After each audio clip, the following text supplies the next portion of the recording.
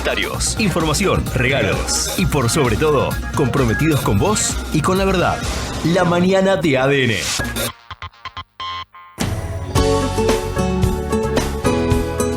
...10:08, nos vamos a dar un gusto, es un verdadero placer poder saludar al profesor Diego Bernardini, médico, máster en gerontología, doctorado en Salamanca y muchas otras cosas más que hacen que esto sea para nosotros un verdadero orgullo poder saludarlo y charlar un ratito con él. Profesor, buen día, Daniel Ponce lo saluda, un gusto. ¿Qué tal, Daniel? Buenos días. Gracias por el llamado. Por favor, para nosotros es un placer. Bueno, gerontología, un tema que, digamos, corríjame si estoy equivocado, es la persona indicada. Digo, cuando hablábamos de esto, medio como que nos daba un poquito de cosita, ¿no? Hace algunos años. Y hoy lo tenemos mucho más internalizado, lo tomamos mucho más normal, e intentamos, por lo menos en algunos casos, verlo de otra manera, ¿no? Sí, efectivamente. Hablar del devenir del tiempo, de lo que es el proceso de la vida, de hacernos personas mayores, es poco sexy, es poco glamoroso. De alguna manera está muy estereotipado.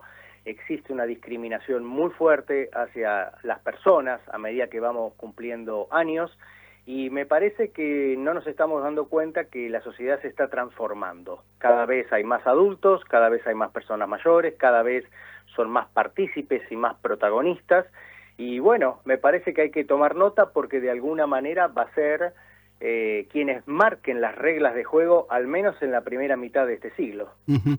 Le pregunto, ¿de qué edad hablamos? Porque esto se ha ido modificando con el tiempo, ¿no? En casi todos los sentidos se ha ido modificando, digo, porque la gente vive más, estamos en líneas generales un poquito mejor, vestimos un poquito mejor, o por lo menos eso es lo que intentamos. ¿Desde qué edad hablamos y cuánto ha cambiado esto? Bueno, ese es un buen punto, porque la realidad es que la edad de alguna manera es un indicador que regla nuestras vidas, que la normatiza, ¿no? A los 6 años comenzamos la escuela primaria, a los 18 nos convertimos en personas mayores, y si no te casaste a los 30 sos un solterón o una solterona, ¿no? Pero la realidad es que esto está cambiando. La edad cronológica cada día nos define menos, la edad cronológica no refleja nuestras ideas, nuestros sueños, nuestros proyectos. Estos no se van, no desaparecen a medida que nos hacemos personas mayores, y me parece que ahí está el punto, está en entender que lo mejor que nos puede ocurrir es cumplir años, que los 60 de ahora no son los 40 de antes, los 60 de ahora son los 60 de ahora, que estamos decidiendo vivir de una manera diferente. Y que el siglo XX, que se caracterizó, y finales del siglo XIX, que se caracterizaron por la productividad, donde el trabajo era físico, donde uno tenía que ser joven y fuerte para trabajar, hoy está dando lugar a la sociedad del conocimiento, está dando lugar a la capacidad cognitiva, y está dando lugar a el reemplazo de la palabra productividad por la vigencia, que es la capacidad de dar que tenemos las personas, una capacidad de dar que no desaparece hasta el último día de nuestras vidas. Y lo que tenemos que hacer es brindar oportunidad a esas personas, que vamos a hacer en definitiva nosotros mismos el día de mañana, para poder brindar, para poder dar, para poder ofrecer toda esa experiencia de vida que hemos ido ganando con el paso del tiempo. Doctor, le pregunto, usted, digamos, conocedor de esto, el tema de edad jubilatoria, porque aquí hoy en este país se está hablando mucho de esto y hay mucho temor, mucho miedo, porque parecería que hay gente que, digamos, a la hora de jubilarse, más allá del interés por la jubilación o no, digo, ¿cómo influye esto? ¿Esto también ha cambiado? ¿Esto exige una modificación? ¿Tantea una modificación en cuanto al cambio de edad, teniendo en cuenta lo que también ha sucedido en otros países? Sí, claramente. Basándonos en lo que acabo justamente de comentar, de que hoy el trabajo es más cognitivo, de que además estamos viviendo más tiempo y hoy pensemos lo siguiente, a una persona que en un país como el nuestro, en Argentina, cumple 60 años, le quedan por delante en promedio cerca de 24 o 25 años de expectativa de vida, de tiempo para vivir. Bueno, vivir cuesta dinero, entonces realmente si estamos viviendo más y estamos teniendo menos hijos, el equilibrio fiscal de alguna manera los sistemas o el sistema de protección social no va a dar abasto. Y esto es algo que no solo tenemos que plantearnos nosotros, sino que se están planteando en otras partes del mundo. En la provincia de Santa Fe aproximadamente tenemos 650.000 personas mayores de 60 años. Esto es más o menos el 18% de la población. O sea que 1 de cada 5 personas en Santa Fe es mayor de 60 años. Prioritariamente sabemos que están en ciudades como Rosario, como Santa Fe y ahí mismo como Rafaela. Entonces, como sociedad no nos podemos dar el lujo de dejar a estas personas fuera de la sociedad, porque la realidad es que cuando jubilamos a una persona, cuando la retiramos, la estamos dejando fuera de la sociedad, le estamos llevando una pérdida de identidad, le estamos llevando una pérdida de seguridad económica, le estamos llevando una pérdida de vínculos sociales, emocionales, afectivos, de estímulo cognitivo, y sabemos hoy por las investigaciones que esas personas sufren y que además se enferman más. Entonces, yo creo que la jubilación, primero de todo, tiene que ser un derecho, no una obligación. Hay personas, hay trabajos, profesores universitarios, bibliotecarias. Hoy un mecánico de autos no necesita tanta fuerza física. Hoy un mecánico de auto tiene que saber, por ejemplo, de computación, porque todos los autos están computarizados. Entonces, tenemos que entender que es un derecho que tenemos que brindarle a la persona que necesita retirarse, que sabemos que en general son las personas que están más al borde de la vulnerabilidad económica, de la incertidumbre financiera, son personas que en general tienen bajos niveles de calificación, de educación, pero también tenemos que darle la posibilidad a quienes quieren permanecer en el mercado laboral a que lo hagan, porque permanecer en el mercado laboral significa que esa persona va a aportar, que esa persona no solo va a aportar en trabajo, sino que va a aportar en experiencia, que va a pagar impuestos, que va a consumir menos recursos justamente para la jubilación y por sobre todas las cosas va a tener mayor bienestar, va a estar más contento, va a estar más feliz. Y me parece que eso es lo que perseguimos todos. Doctor, un gran gusto. Juan Escabino lo saludo, un verdadero placer. ¿Cómo le va? Buen día. ¿Qué tal, Juan? Buen día. A propósito de cuestiones que le escuché decir a usted, esto de la sociabilidad, la buena nutrición, la actividad física como factores determinantes para una muy buena longevidad. ¿Alguno de estos elementos tiene mayor incidencia que otros? Y en todo caso hay algunos que inciden más en la extensión de la vida y otros en la calidad de esa extensión. A ver, hoy sabemos que hay determinadas variables que efectivamente correlacionan con longevidad. Ahora, también sabemos que no hay personas muy mayores que no tengan buena salud, porque en general cuando tenemos que ver a esas personas de 90, 95 años y hasta 100 años, sabemos que son personas que en general están sanas. ¿Qué sabemos o qué entendemos por conductas que correlacionan no solo con tiempo de vida, sino con calidad de vida, con bienestar, que en definitiva es lo que todos queremos, ¿no? Nadie quiere vivir mucho tiempo si va a vivir enfermo. Claro. Bueno, hoy sabemos que efectivamente hay intervenciones como la actividad física, o sea, un ecosistema de alguna manera que acompañe a esas personas, que le brinde seguridad, que les permita moverse, que les permita acceder a determinada forma de alimentación de manera tal que puedan mantener un peso adecuado, pero también los vínculos emocionales. Los vínculos emocionales. Sabemos fundamentalmente que hoy uno de los grandes desafíos de la longevidad es la soledad indeseada, la gente que se queda sola sin desearlo, como se define, digamos, ya sea porque los hijos partieron a otras ciudades, a otras partes, ya sea porque enviudaron, porque se separaron.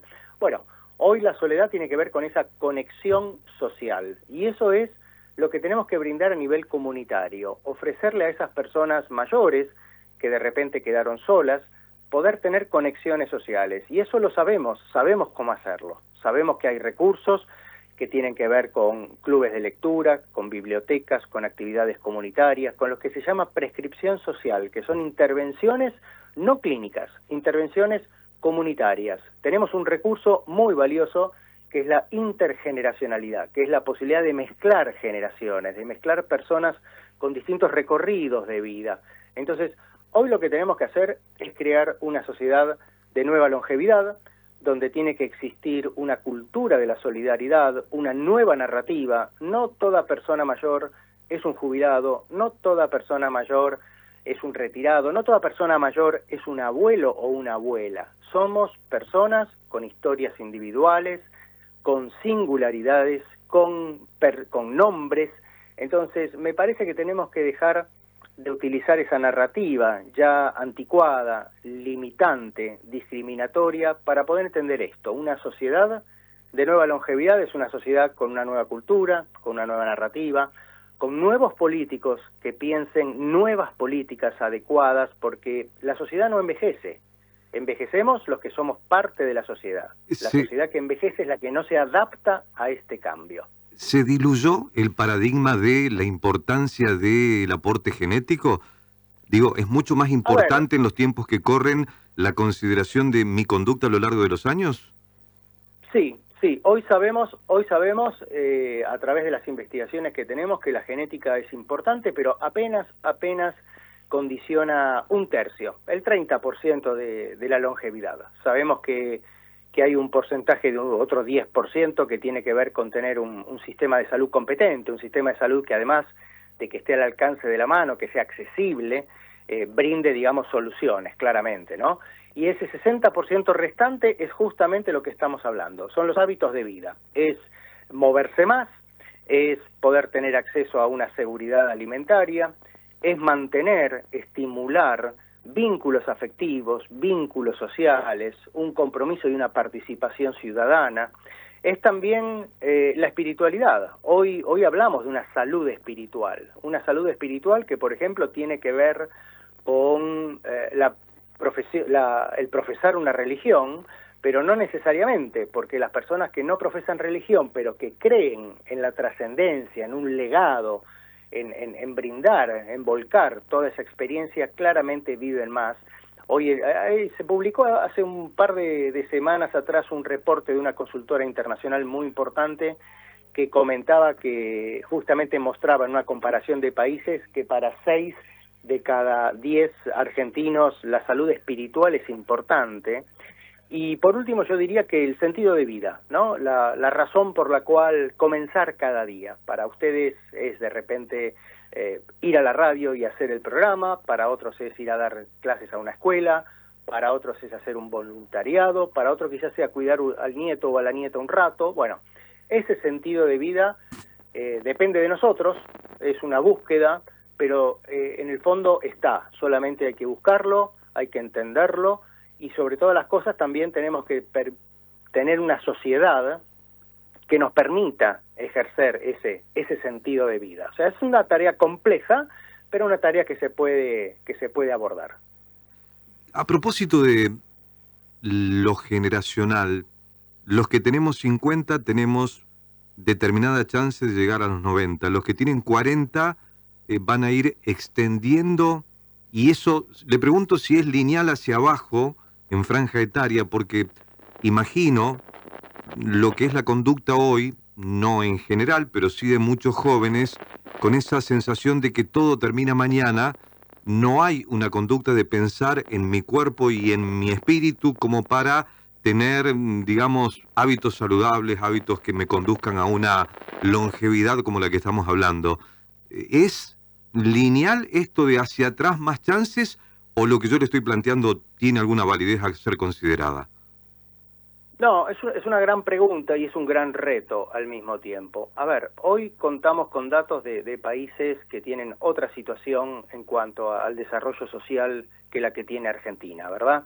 O sea, hoy en los países de la Unión Europea, en Estados Unidos, aquí, digamos, se dice que las personas que hoy están naciendo en su mayoría lograrían llegar a los 100 años. Se dice que en un entorno desarrollado, los que hoy andamos alrededor de los 50, la mitad de nosotros podría llegar a los 95 años. Eso es lo que hoy se está hablando en términos estadísticos, en términos de proyección. Pero no hay que olvidarse que, primero lo que mencionábamos hace un rato, que el 60% de la longevidad tiene que ver con estilos de vida, y la realidad es que los estilos de vida que en este momento están llevando adelante los jóvenes no son precisamente los más sanos, ¿no? Desde el punto de vista de la alimentación, del sedentarismo, eso lo estamos viendo. Pero también a mí me parece que es necesario traer a la mesa un elemento que es muy importante, particularmente para nuestros países. Cuando hablo de nuestros países hablo de América Latina, ¿no? Hablo de Argentina, hablo de Colombia, de México, de Ecuador. La semana pasada estuve en Ecuador, el mes pasado en El Salvador, a Colombia viajo permanentemente. O sea, tenemos mucho más en común con esos países, lamentablemente, en relación a lo que significa el desarrollo social, que lo que podríamos tener con la Unión Europea y, por supuesto, mucho menos con Estados Unidos. Entonces, si hay algo que aumentó en nuestros países, en la región en las últimas décadas, ha sido la desigualdad. La diferencia entre el que más tiene y el que menos tiene. Y hoy sabemos que la desigualdad provoca sufrimiento, provoca enfermedad y provoca muerte prematura. Entonces, cuando a veces leemos titulares como diciendo ¿cómo pensar una vida de 100 años? ¿Cómo nos gustaría llegar a los 100 años? Bueno, a ver, me parece que hay que ser un poco más realista. Me parece que hay que quitarle romanticismo a todo lo que se está hablando, porque parecería ser que la longevidad se convirtió en un tema de moda y hoy habla todo el mundo de la longevidad, y habría que entender que posiblemente una minoría de nuestra población posiblemente llegue a los 100 años, pero muchos otros no. Entonces, me parece que hoy lo que tenemos que pensar es un tema de cómo llevar adelante medidas que trabajen contra la desigualdad, que brinden oportunidades. Hoy estamos hablando de un curso de vida donde empezamos a enseñar, así como nos enseñaban hace años atrás, la importancia del ahorro, ¿no? Con la libretita de la caja de ahorro, que después vaya a saber por qué se dejó de enseñar. Hoy no solo tenemos que enseñar o volver a enseñar eso, sino volver a enseñar longevidad. O sea, tenemos que empezar a enseñar longevidad porque es un fenómeno nuevo. Tenemos que enseñarle a los jóvenes que si viven de una determinada manera, no solo van a vivir más tiempo, sino que van a tener muchas oportunidades, porque vivir significa oportunidades de hacer lo que nos gusta, de encontrar bienestar. Pero para eso hay que estar sano. Y hay que hacerles entender a los jóvenes la importancia de las personas mayores, lo que pueden aprender de ellos, lo que han aportado, lo que han construido en mayor o en menor medida para que tengamos la sociedad que tenemos, que puede ser, por supuesto, mejorable, y que por sobre todas las cosas, lo mejor que nos puede pasar, porque habla del desarrollo de un país, es vivir mucho tiempo. Pero para eso hay que estar preparado. Profesor, lo último que le quiero preguntar, porque nos ha tocado desde lo personal, una mención, y a mucha gente le pasa, una mención a propósito de la relación de esto que usted nos habla, de la extensión, de la utilidad, si se permite el término, de la vida humana, y los hogares gerontológicos. Digo, ¿cómo se mira esto? Porque aquí juegan un montón de cosas, las necesidades, la actualidad, el contexto, pero también el amor hacia esa persona. ¿Cómo se maneja eso? Bueno, ese es un punto interesante. A ver, primero, la institucionalización, lo que significa una residencia de largo plazo, mal llamada geriátrico, es un recurso. Hay que entenderlo como un recurso que tenemos frente a ciertas necesidades de cuidado. Pero ese recurso lo que tiene que brindar son garantías. Y eso es lo que está fallando, porque hemos tenido históricamente en Argentina, también en otros países hay que decirlo, pero estamos hablando de Argentina. En Argentina nunca ha habido una acreditación de calidad suficientemente confiable para entender que cuando alguno de nuestros familiares tiene que estar en esas instituciones va a recibir los cuidados adecuados. Hay un estudio del año 2016 del Ministerio de Bienestar y Desarrollo Social que muestra que dentro de los más de 1.000 establecimientos que evaluaron en Argentina, el 70% presenta fallas o cuestiones, digamos, que son de alguna manera incompatibles con estas instituciones, desde la falta de un detector de humo hasta la falta de un espacio privado para recibir a la familia, para recibir a los afectos y tener una privacidad, digamos, en ese encuentro. Bueno, eso me parece que es importante entender. Dos cosas: el aspecto rector del Estado, en el sentido de la acreditación de calidad, que hoy está fallando. Lo hemos visto en la pandemia, nos hemos enterado de garage, casas domésticas que eran depósitos de personas mayores, y eso no puede ocurrir, eso no puede ser y tiene que ser penalizado. Pero también tenemos que entender para las familias que muchas veces en determinadas circunstancias, ya digo, la institucionalización de la persona mayor es un recurso y es un recurso que hoy todavía en nuestro país y también, como digo, en la región, depende mucho de la capacidad de pago de esa persona. Entonces ahí es donde también debería de alguna manera estar presente el Estado de una manera de coparticipación para poder brindar esa contención a familias que hoy muchas veces se están viendo desbordadas, porque cuidar a una persona, por ejemplo, con deterioro cognitivo 24/7, que es otro de los grandes desafíos que tiene la longevidad, es una tarea brutal. O sea, no alcanza con la buena voluntad. Primero que hay que saber cuidar, pero además hay que saber que el cuidado te destruye físicamente, te destruye emocionalmente, te destruye financieramente, y muchas veces, lamentablemente, vemos que inclusive el cuidador fallece antes o se enferma mucho más que quien es cuidado. Entonces, bueno, este también es otro punto que tenemos que entender. Y le doy un solo dato duro, así como para terminar en este sentido. Hoy en América Latina hay 9 millones de personas que están necesitando cuidados, pero en los próximos 25 años se va a triplicar. Van a ser 27 millones de personas las que van a requerir de cuidados. Tenemos que prepararnos para tener una sociedad de nueva longevidad que pueda abordar el cuidado.